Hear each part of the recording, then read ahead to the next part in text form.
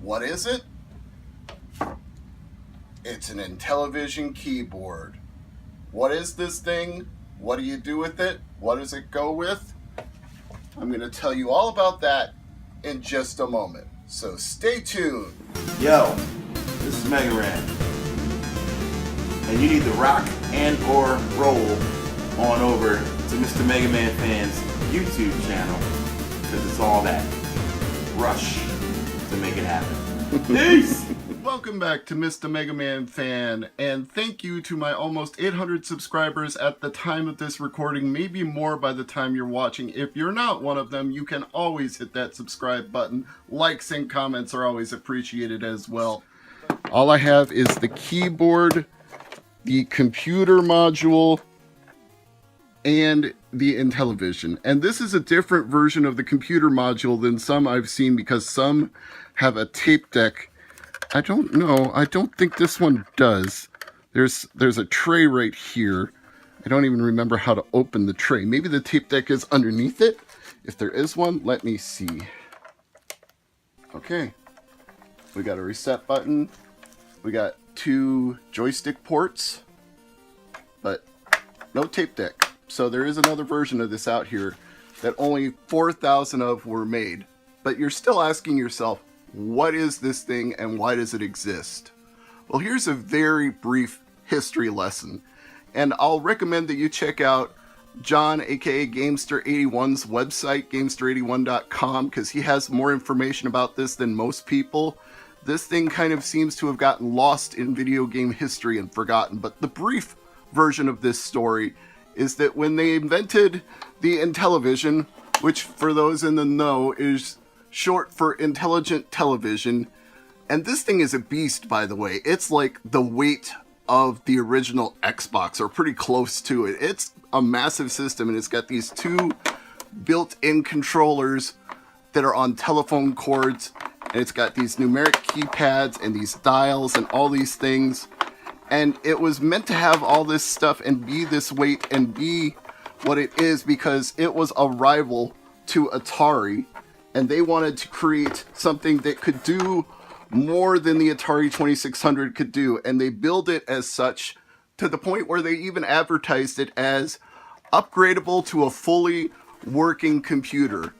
That got them in trouble with the FTC because they were not producing the computer add-on for the Intellivision.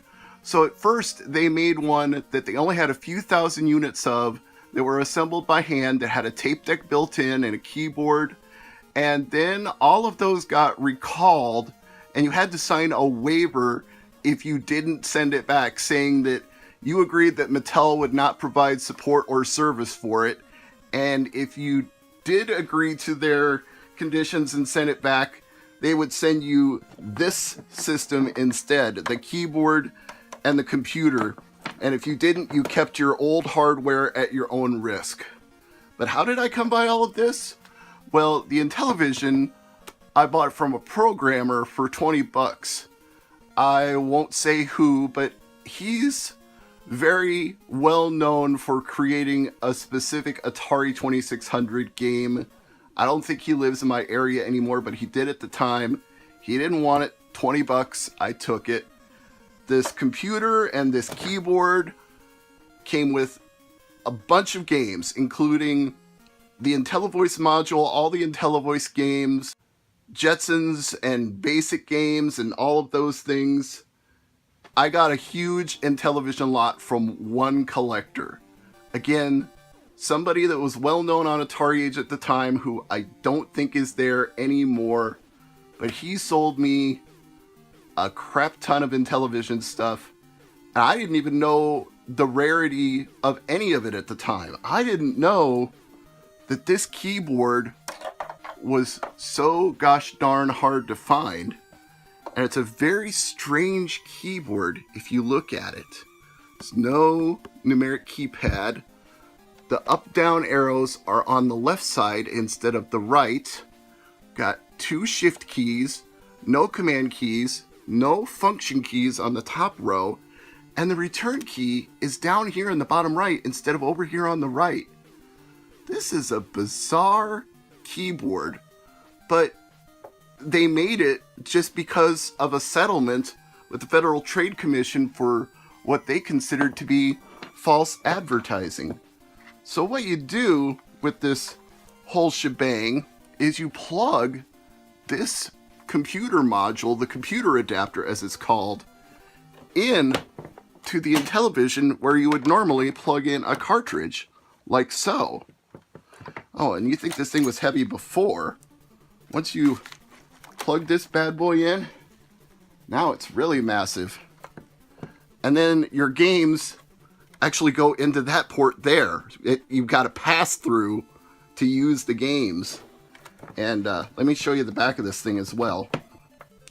And labeled here on this little strip, we have a remote port, a port for the in from tape, a port from the out from tape, the auxiliary port, and the power all the way over here on the left hand side. So this thing takes separate power from the Intellivision itself. Yes, this is like the original 32X, long before the days of the Sega Genesis. This turned your Intellivision into a massive beast. But the number of people who actually ended up wanting to have their Intellivision be a computer was not in the millions, not in the hundreds of thousands, but thousands at the most. Important. Before you connect your computer adapter, read the owner's guide thoroughly. I don't think I have the owner's guide. This is all I've got.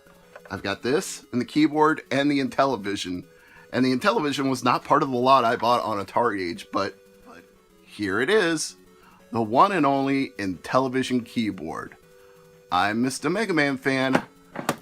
Thanks for watching.